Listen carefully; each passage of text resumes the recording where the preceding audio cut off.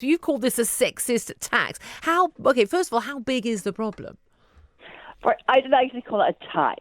What I've said is that I've got a quote from you here in inverted commas saying sexist tax. Yeah, but that's, if you like, an expression. It's not a tax. It's just making the point that I understand what a tax is. Yes, okay. But it is a big problem. There's been research done last summer. Women can pay up to 20% more for things than men. And actually, there are products that men pay more on. And that's not fair either when, they're exactly the same products. And I think it's something that most of us don't actually notice. It's a kind of everyday thing that we go into the shops, we buy them, we don't notice the prices. And it was only in the office when we started talking about it. We went out and looked. We said, actually, no, this is a problem. Now, if you come from a family like mine, when I was young, there was 3 girls in the house and my mum. That was 4 of us. Now, if you're paying 20% extra on everything you buy, or even 10% extra on things that you buy, then that eats into your monthly budget. That's a lot of money every year.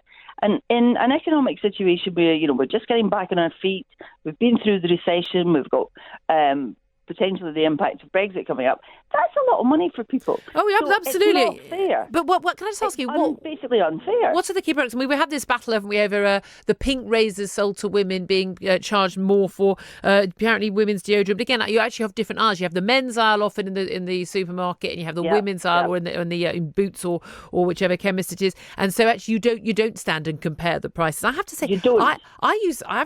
Just because I just used 2 bottles because it's the only one I could find in the shop. In a garage, a men's deodorant, which I've just continued to use because I happen to like it, and it doesn't have any whatever it is, these fragrances they put on everything. But also, I've always used men's razors when I shave my legs because just they had big packets of razors, and it didn't occur to me that I needed to buy a razor that was pink for me to shave my legs because I was a woman.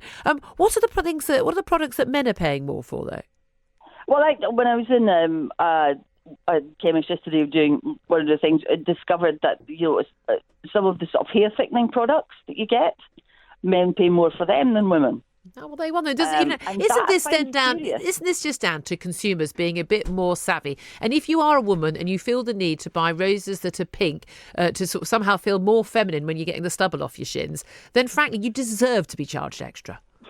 Well, no, it actually starts much younger. It's all about marketing and women being, as far as the marketers are concerned, prepared to pay a little more. Well, then, why? Wait, hold on a minute. Hold on a minute. Why wouldn't you charge more if your customer is willing to pay more?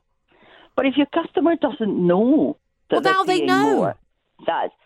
Now they do know, but the important thing is that we have to get away from this situation where it starts when we're very young and things are marketed at boys and marketed at girls, and they're made to think there's a difference in the things that they buy, and that, there are special products for girls, when actually, in fact, very often, they're the same. And that's the whole point. It's that we shouldn't be allowing this, girls are prepared to pay more when girls don't know they're paying more. And we should be saying, no, enough is enough. Okay. Women and men, and there's a double whammy because, the gender pay gap information shows that women are still earning less over their lifetime. Well, that's because they do different jobs. If they did the same jobs as the men, if they all went into engineering instead of working in care homes, they'd earn more, wouldn't they? Well, yeah, but if you look, which I know that you did, the gender pay gap figures which came out is not about doing different jobs. It's about what women earn over their lifetime. Yeah, doing different jobs. But I'm not talking about the jobs. I'm talking about the fact that women earn less money over their lifetime and they pay more for things. That's a double whammy. Yeah, they earn less. They earn less because they choose to do different jobs. That's about choice. Are we going to insist that women do? Are we going to absolutely insist that women have to go into jobs they don't want to do to insist that they earn more? No, we're not. Well, there you are then. It's a choice.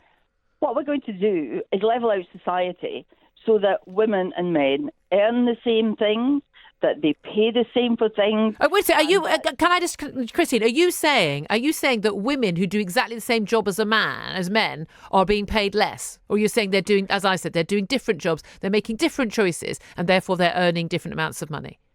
I'm saying that over the course of the lifetime, what difference does that make? Women earn less over the course of their lifetime, over the course of their if careers, they do the women different, earn less than men.